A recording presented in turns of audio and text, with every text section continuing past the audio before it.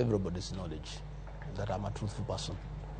And many people are uncomfortable with that truth. When I raised that matter of Wakulima market, I was called all sorts of names, including being called a tribalist. Given the fact that majority of the people in that market come from my community, matter beyond my control. And it was assumed that I'm talking because probably they come from my community. Far from it. In that market, there are traders from all communities. Yeah. And when I bring these matters to light, many people have a problem with me.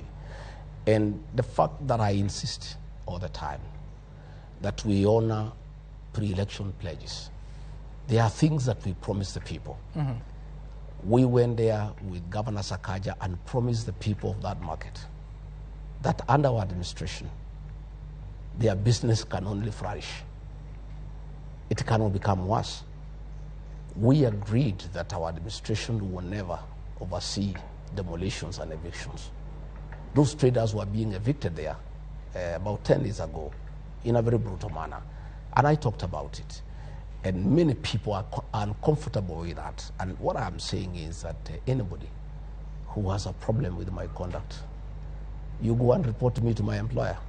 My employer are the people of Kenya. These are the people who employed me. Go to them and say, well, Rigathi Gachagua, Deputy President, is becoming a nuisance. He's complaining that you people are being harassed.